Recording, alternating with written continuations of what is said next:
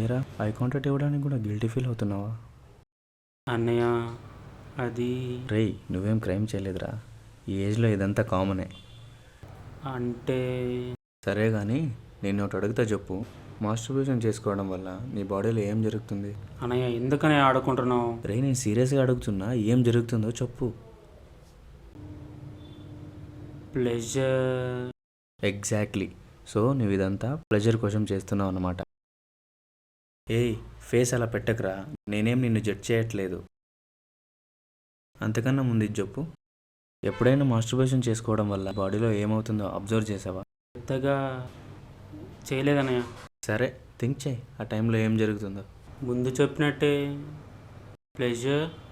It's a feeling, అది results వల్ల కలిగే అనుభూతి. నేను రిజల్ట్స్ గురించి అడుగుతున్నా. అబ్జర్వ్ అంటే ఎజాకులేట్ అవుతుంది. ఎగ్జాక్ట్లీ. ఈ హోల్ ప్రాసెస్ వల్ల వచ్చే రిజల్ట్నే ఆర్గాజం అంటారు. సరే, దానికన్నా బిగ్గా ప్లెజర్ వచ్చే ఓ పని ఉంది, చేస్తావా? అన్నయ్య రే, నేను జోక్ చేయట్లేదురా, సీరియస్గా అడుగుతున్నా. సరే అన్నయ్య, చేస్తాను.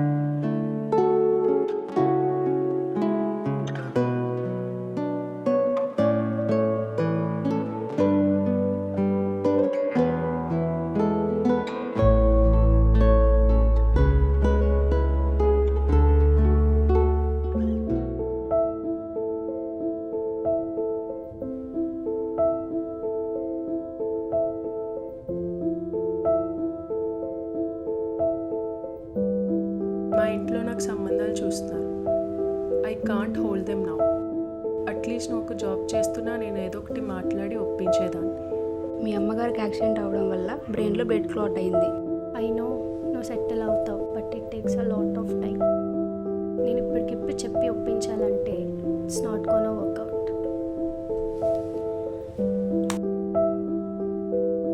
మీరు త్వరగా అమౌంట్ పే చేస్తే మేము సర్జరీ స్టార్ట్ చేస్తాము. So it's not gonna work out anymore. So let's end this and move on.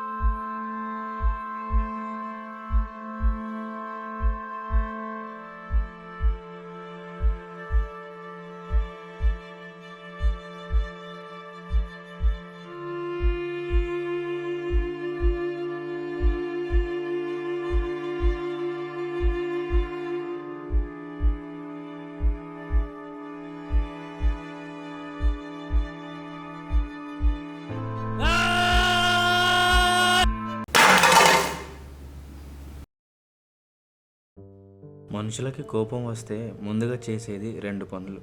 మొదటిది నోటికి వచ్చింది అనడం, రెండోది చేతికి దొరికింది విసిరేయడం. హిందీలో ఓ సామెత ఉంది, దానే దానేమే హోతాయే కానే వాలే కనాం. అంటే మనం తినే ప్రతి మెతుకు పైన తినేవాడి పేరుంటుంది అని. నువ్వు విసిరేసిన ఈ అన్నం నీకొచ్చిన ఆపర్చునిటీస్ అనుకో, ఈ ప్లేట్ నీ లైఫ్ అనుకో. నీకు రాసిపెట్టింది ప్రతిదీ నీ లైఫ్లోకి వస్తుంది, కానీ నువ్వు దాన్ని తింటావు, మీద చల్లేసుకుంటావు, లేదా ఇలా కోప్పడి విసిరేస్తావు, అంతా నీపైన ఆధారపడి ఉంటుంది. నీ కోపం లైఫ్లో అప్పుడప్పుడు వచ్చే ప్రాబ్లమ్స్ లాంటిది. అలా వచ్చినప్పుడు నువ్వు ఫేస్ చేస్తావు, పారిపోతావు, లేక ఇలా విసిరేస్తావు, అంత నీపైన డిసైడ్ అయి ఉంటుంది.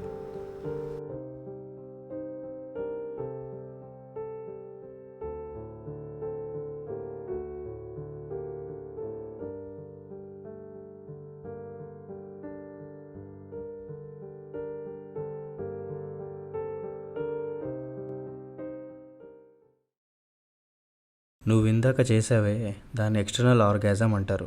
అది నువ్వు ఫోర్స్ఫుల్గా చేస్తే అవుతుంది, బట్ న్యాచురల్గా అయ్యేది ఏంటో తెలుసా? Internal orgasm. ఇంటర్నల్ ఆర్గాజమా?